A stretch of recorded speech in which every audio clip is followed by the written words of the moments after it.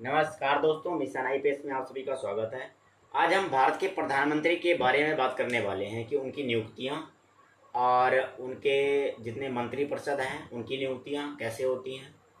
तो दोस्तों, हम आपके बारे में ये प्रधानमंत्री जी का जो नियुक्त का वो है, तो आर्टिकल 75 है, अनुच्छेद 75 है। इसमें कहा गया है कि भारत के प्रधानमंत्री की नियुक्ति राष्ट्रपति करेगा, इसके अलावा और कोई शब्द नहीं है। अब ऐसा तो है नहीं कि जो राष्ट्रपति है वो प्रधानमंत्री की नियुक्ति किसी को भी कर देगा। एक तो जो चलती आ रही है तो ये होगा कि बहुमत प्राप्त दल के नेता, जैसे बहुमत प्राप्त दल मतलब लोकसभा में मान लो टोटल कितनी सीट है, आंग्ल इंडिया को लेकर के कितनी है, 545 सीट है। 545 सीट है, 545 सीट है। तो अब इसका आधा अगर करोगे तो आप जो है 273 सीट है, ठीक है। 273 सीट जिस दल के पास आती है उसका ही क्या होगा, वो प्रधानमंत्री नियुक्त किया जाएगा।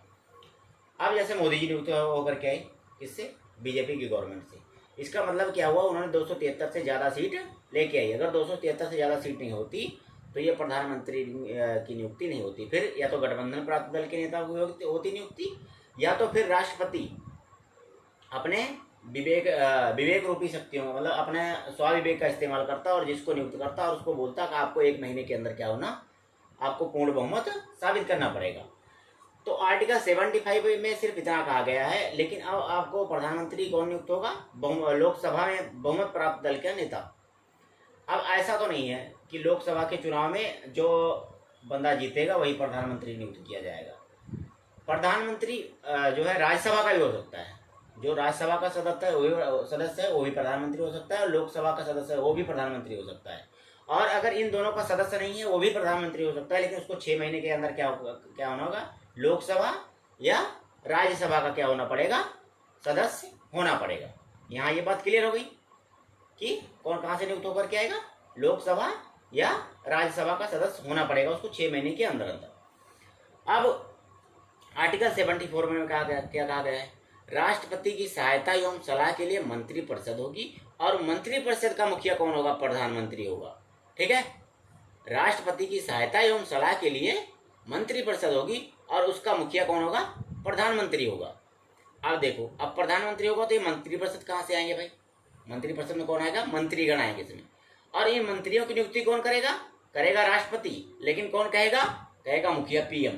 प्रधानमंत्री के कहने पर मंत्री की नियुक्ति राष्ट्रपति करेगा। आर्टिकल 74 में बात कही गई है कि राष्ट्रपति की सहायता एवं सलाह के लिए मंत्रिपरिषद होगी और उसका मुखिया प्रधानमंत्री होगा। मंत्रिपरिषद कैसे बनेगी, मंत्रियों की नियुक्ति प्रधानमंत्री के कहने पर राष्ट्रपति करेगा। ठीक है, अब भाई मंत्रिपरिषद कहाँ से तैयार होगी, मंत्रिपरिषद का सिस्टम यह है कि 15% पीएम को लेकर के, किसका, लोकसभा का। लोकसभा में जितनी सीट है उसका 15% प्रधानमंत्री को लेकर के मंत्री बनाए जाएंगे। जैसे अपना कैबिनेट मंत्री होता है, ठीक है ना, और जितने मंत्री नियुक्त किए जाते हैं वो टोटल 15% होंगे, उससे ज़्यादा नहीं हो सकते हैं। ये कब कहा गया, 2003 के 91 संविधान संशोधन में कहा गया। 2003 के 91 संविधान संशोधन में कहा गया कि मंत्रिपरिषद के सदस्यों की संख्या कितनी होगी, 15% प्रधानमंत्री को लेकर के, किसके अकॉर्डिंग लोकसभा में जितनी सीट है उसके। ठीक है, यहाँ तक क्लियर हो गया। अब दूसरी बात आती है ये सरकार का प्रमुख, राज्य का प्रमुख। सरकार का प्रमुख कौन होगा, पीएम। राज्य का प्रमुख कौन होगा, राष्ट्रपति। ठीक है, ये दोनों चीज कंफ्यूज करती है क्वेश्चन में। अगर क्वेश्चन बन के आ गया कि सरकार का प्रमुख कौन है, राज्य का प्रमुख कौन है, तो आपका ये क्लियर होना चाहिए, राज्य का प्रमुख राष्ट्रपति है, सरकार का प्रमुख कौन है, प्रधानमंत्री। तीसरी बात, अब ये देखो, मैंने आपको बोला ना, नियुक्ति किसी भी सदन से हो सकती है उसकी। कहाँ पे, भारत में, इंडिया के अंदर क्या सिस्टम है कि प्रधानमंत्री की नियुक्ति किसी भी सदन से कर सकता है राष्ट्रपति, चाहे वो लोकसभा का हो चाहे वो राज्यसभा का हो। जैसे मनमोहन सिंह जी भी राज्यसभा के सदस्य जो है राज्यसभा के थे वो, और प्रधानमंत्री बन गए थे। अब ब्रिटेन में क्या है भाई, ब्रिटेन में है सिर्फ निम्न सदन का सदस्य होना चाहिए वो, यानी कि लोकसभा का ही सदस्य होना चाहिए, तभी वो प्रधानमंत्री बन सकता है, नहीं तो प्रधानमंत्री नहीं बन सकता है। अब देखो ये काम क्या क्या कर सकता है, इसके अंदर देखो पावर क्या है। भारत का महान्यायवादी, महानियंत्रक एवं महालेखा परीक्षक यूपीएससी यूनियन पब्लिक सर्विस के अध्यक्ष, चुनाव आयुक्त, वित्त आयोग के अध्यक्ष की नियुक्ति के संबंध में ये राष्ट्रपति को क्या देगा, परामर्श देगा।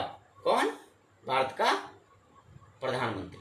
ठीक है ना, भारत का प्रधानमंत्री भारत का प्रधानमंत्री भारत के महान्यायवादी, महानियंत्रक और महालेखा परीक्षक, यूपीएससी के अध्यक्ष, चुनाव आयुक्त, वित्त आयोग के अध्यक्ष और इनके सदस्यों की नियुक्ति के संबंध में क्या होगा, परामर्श देगा। ठीक है ना, किसको? राष्ट्रपति को। अब इनकी शक्तियों और कार्य के बारे में बात कर सकते हैं। एक तो ये देखो केंद्र सरकार का मुख्य प्रवक्ता है, दूसरा क्या है, सेनाओं का राजनीतिक प्रमुख है, तीसरा क्या है, आपदा प्रबंधन का प्रमुख है। इसके ये मुख्य कार्य है। ठीक है ना, हाँ ठीक है। अब जहाँ तक ये समझ में आ गया होगा, एक तो लोकसभा की कितनी सीट है, 545, पूर्ण बहुमत के लिए कितना चाहिए, 273, अनुच्छेद 75 का संबंध क्या है कि भारत के प्रधानमंत्री की नियुक्ति कौन करेगा, राष्ट्रपति कौन करेगा।